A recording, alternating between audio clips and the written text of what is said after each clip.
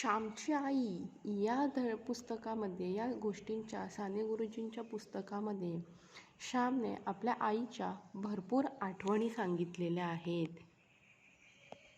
तर त्याच्यातली एक आठवण ही संयम आणि समाधान या धड्यामध्ये साने गुरुजी आपल्याला सांगत आहेत की आपल्या आई आणि वडील कसे होते आणि आपण सुद्धा त्यांच्याप्रमाणे कशा प्रकारे वागलं पाहिजे, ही एक संस्कार कथा आपल्या पुस्तकात आहे. ती आपण अभ्यासायची आहे आणि त्याचबरोबर आपण त्याच्यातले कोणते गुण घ्यायचे आहेत, कशा प्रकारे आपण वागायचं आहे, हे आपण प्रत्येकाने ठरवलं पाहिजे. मी सुरुवात करते. वाचन झालेलं आहे, आता मी स्पष्टीकरण देत आहे. इतक्यात दुसरी घंटा वाजली. सारे प्रार्थनेला बसले. प्रार्थना संपली. नेहमीप्रमाणे श्यामने आठवण सांगण्यास सुरुवात केली. श्याम म्हणजेच साने गुरुजी. ते काय करायचे, रोज संध्याकाळी सगळी मुलं एकत्र आल्यानंतर ते मुलांना गोष्टी सांगायचे. गोष्ट कोणती? दर दिवशी आपल्या आईची गोष्ट ते सांगायचे. आणि त्याच गोष्टी म्हणजे ते श्यामची आई पुस्तक. एवढंच नव्हे, त्यांची भरपूर पुस्तके आहेत. तर त्यांनी सुरुवात केली गोष्ट सांगायला, ती कथा सांगायला त्यांनी सुरुवात केली. तर काय म्हणतो, मित्रांनो, प्रत्यक्ष उदाहरणाने जे शिक्षण मिळते ते शेकडो व्याख्याने ऐकून किंवा अनेक ग्रंथ वाचूनही मिळत नाही. कृती ही मुकेपणाने बोलते. शब्दाहूनही हे मुकेपण परिणामकारक असते. तर ते आपल्याला काय सांगताय, त्यांना काय सांगायचं आहे ते आपल्याला.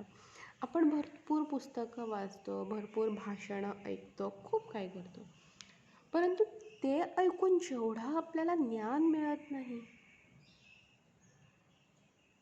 तेवढा आपल्याला प्रत्येक कृती म्हणजे प्रॅक्टिकल केल्यानंतर मिळतं. आपण ऐकतो आणि एका कानाने ऐकतो, दुसऱ्या कानाने सोडून देतो. आणि ज्यावेळी आपण घरात आईवडिलांसमोर राहून प्रत्यक्षात अनुभवतो आईवडील कशा प्रकारे वागतायत, तर तो आपण अनुभव घेऊन त्याप्रमाणे जर वागलो तर ते संस्कार आपल्या मनावर चांगल्याप्रमाणे होतात. खूप संस्कार कथा खूप वाचल्या, परंतु काहीही फरक पडला नाही. आणि तोच संस्कार आईवडिलांकडून जर आपण प्रत्यक्षात अनुभवला, प्रत्यक्ष कृतीत बघितला, तर आपल्या लक्षातही राहतं आणि आपण त्याच्यातल्या 4 गोष्टी शिकतो. पण त्यांना इथे एवढंच सांगायचं आहे का आपण तुम्ही जे काय कराल ते प्रत्यक्षात करा, त्याची कृती करा, प्रॅक्टिकली करा, असंच त्यांना सांगायचं आहे. कसे जेवावे याचीसुद्धा आपल्याकडे संस्कृती आहे. मग आपल्याला सवय आहे काही जणांना, जेवताना ताटात एवढा जरी भात वाढला तरी तो त्याच्यातला एवढा भात पोटात जातो आणि एवढा भात खाली सांडलेला असतो. काही जण नीट जेवतात, ताटातही एकही कण सांडत नाही आणि ताटाबाहेरही नाही. मग आपल्याला नको असलं तरीही आपण वाढ म्हणून मागून घेतो आणि जसाचा तसा सांडतो.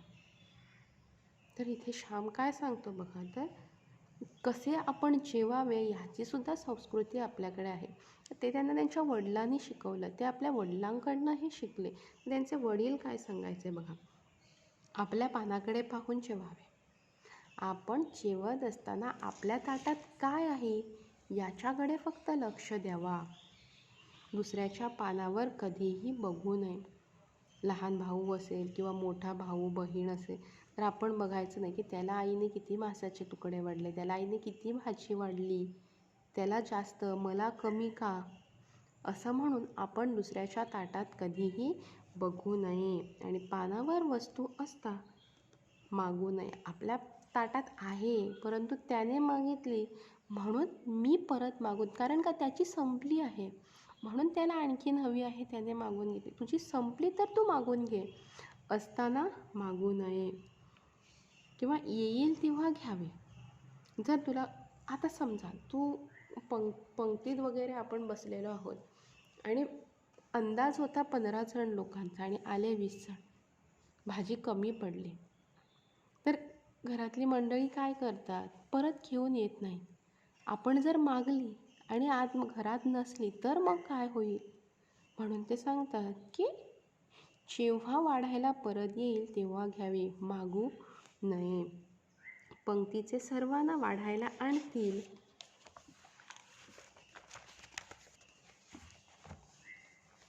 तेव्हा आपल्यालाही मिळेल. हावरेपणा करू नये.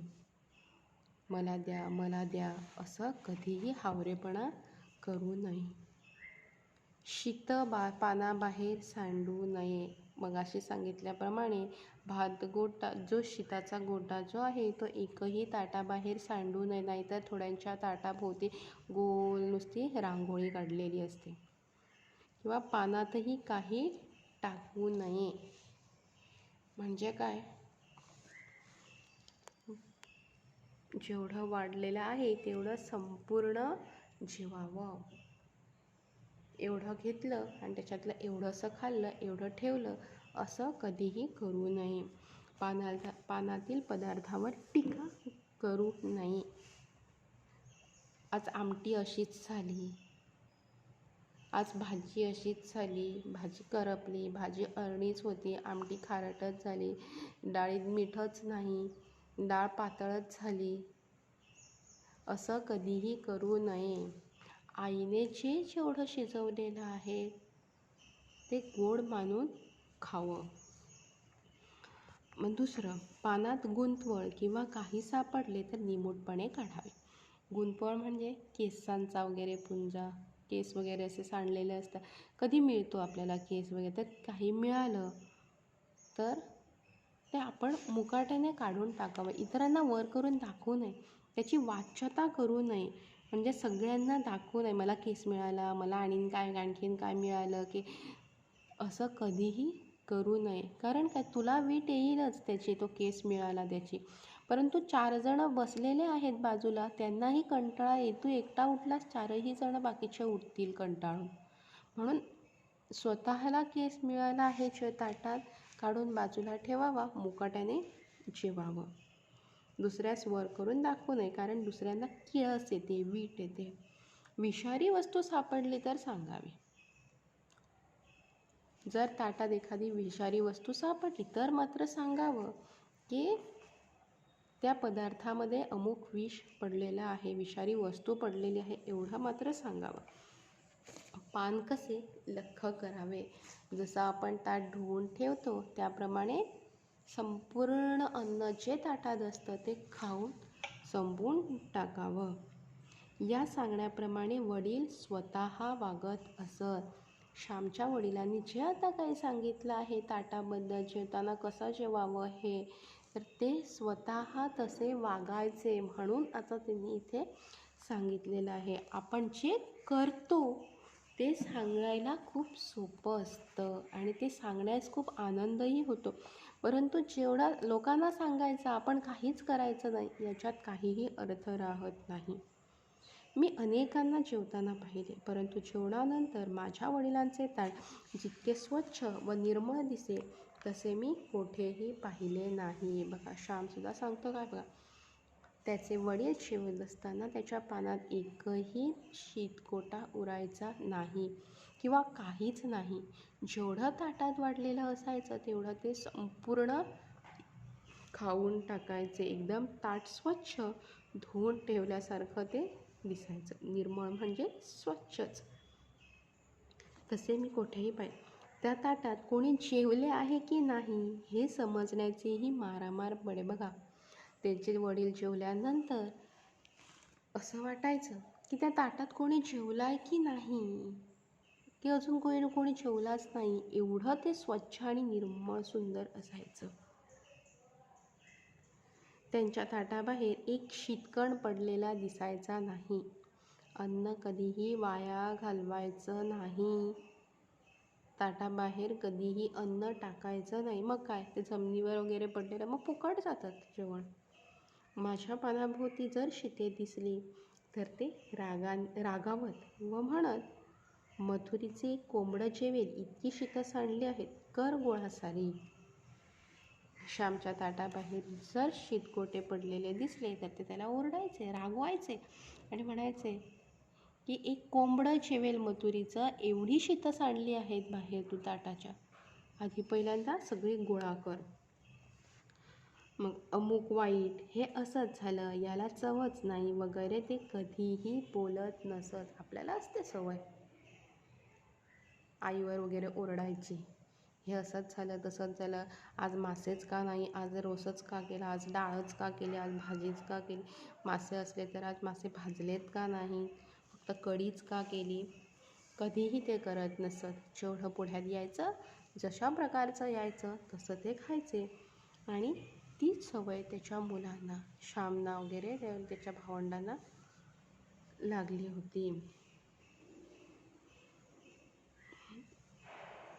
याला चव नाही वगैरे ते कधीही बोलत नसत. त्यांना सारेच गोड लागे. त्यांचा एक शब्द ठरलेला असे, राजमान्य.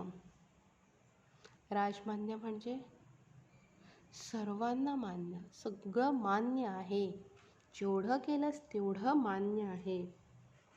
त्यांना कोणीही विचारावे भाजी कशी झाली आहे, त्यांचे उत्तर ठरलेले राजमान्य म्हणजे सर्वात श्रेष्ठ, चांगली झालेली आहे. जेवणाची कोणतीही खोडी त्यांना नव्हती. कोणत्याही प्रकारचं अन्न का असेना, ते कोणतीही खोडी त्या अन्नात काढत नसत. अन्नाची खोड काढत नव्हतं, अन्नासाठी खोडी ते ठेवत नसत, नावं ठेवत नसत. जेवढं मिळायचं, जशा प्रकारे मिळायचं तसे ते खायचे. एके दिवशीची गोष्ट माझ्या चांगलीच ध्यानात राहिलेली आहे बघा. श्याम आता सांगतात की कोणती तरी एक गोष्ट घडली होती जे त्यांच्या मनात चांगली राहिली आहे. रोज वडील घरच्या देवाची पूजा करून देवळात गेले म्हणजे आम्ही पाटपाने घ्यायला लागत असू.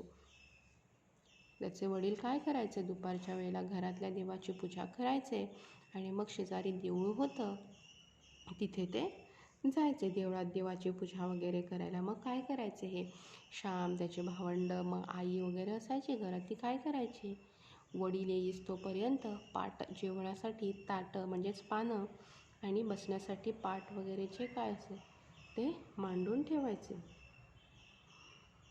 भाताशिवाय सर्व वाढून तयार ठेवीत असू व मग दारात उभे राहून वडील दूर येताना दिसले की आईला सूचना देत असू. आई, भाऊ आले, भाऊ आले, भात कर.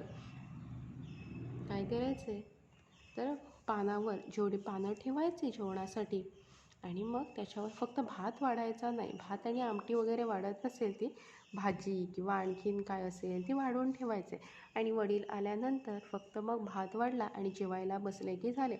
आणि ते दारात सगळं वाढून झाल्यानंतर फक्त भात असायचा आणि मग ते दारात उभे राहून वडील देवळातनं येतात की नाहीत हे बघायचे आणि दूर कुठेतरी दिसले येताना की आईला सांगायचे, आई, भाऊ आले, भाऊ आले, भात उकर. उकर म्हणजे वाढण्यासाठी भात काढ,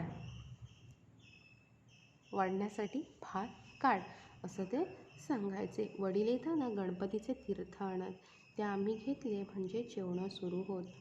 गणपतीच्या देवळात आता ह्याच्यावरनं कळतं की ते आपण गणपतीच्या देवळात पूजा करण्यासाठी जात असत. ते येताना गणपतीचं तीर्थ आणायचे आणि मग घरी येऊन मुलांना तीर्थ वगैरे दिलं की मग ते सगळेजण जेवायला बसायचे. मग आता त्या दिवशीची जेवताना काय घडलं त्या दिवशीची ते गोष्ट सांगतात. त्या दिवशी आम्ही जेवायला बसलो. आईने रताळीच्या पाल्याची भाजी केली होती. रताळी म्हणजे माहीत आहे आपल्याला, कणगे, धवे, तांबडे करतात. कोवळी पानं काढायची रताळीची आणि भाजी करायची. तर आमच्या आईने रताळीची कोवळी पानं काढली आणि भाजी केली. माझ्या आईला कसलीही भाजी करायला येत असे.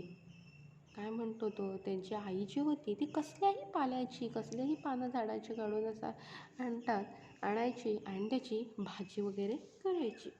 भोपळीचा पाला, भोपळं म्हणजे दुधी, त्याचा पाला, मग भेंडीचा कोवळा पाला, भेंडी आपण म्हणतो त्याला खाज येते, त्याला काटे असतात खालून, खरखरीत लागतात, त्याची भाजी परंतु ते भेंडीच्या पानांची सुद्धा भाजी करून खायची. भोपळीचा पाला, भेंडीचा कोवळा पाला सर्वांची ती भाजी करी. श्यामची आई जी होती ती सगळ्या प्रकारच्या पाल्याची भाजी करत असे. ती म्हणायची की तिखट मीठ व तेलाची फोडणी दिली की सारे गोड लागते. आई काय म्हणायची त्याची? भाजीत थोडं तिखट मीठ टाकायचं आणि तेलाची फोडणी द्यायची, म्हणजे सगळं चांगलं लागतं, गोड लागतं. आणि खरीच गोड लागे. ती करी ते सारेच गोड लागे. जणू तिच्या हातात पाकदेवताच होती. केलेल्या पदार्थात हृदयातील सारी गोडी ओतून तो पदार्थ ती तयार करीत असे. श्याम काय सांगतो इथे? आई जे काही करायची ते सगळं गोड लागायचं. कारण काय? त्याच्या हातात पाकदेवता होती, म्हणजे ती मन लावून तो स्वयंपाक करायची. ती कधीही कोणताही पदार्थ करताना, स्वयंपाक करताना कधीही कंटाळत नसे. रोजच जेवण मी का बनवायचं, बाकीची का करत नाही, ह्यांना काय म्हणून करून घालावं, असं कधीही ती करत नसे. जे मनाला येईल, मुलांना, नवऱ्याला जे खाऊ घालायचं आहे ते करून ती घालायची. कोणताही पदार्थ तिला करून जरी द्यायला सांगितला तरी तिची तयारी असायची आणि ती मनापासून तो पदार्थ करण्याचा प्रयत्न करायची. म्हणजे तो कसलाही का पदार्थ असेना तो गोडच लागायचा.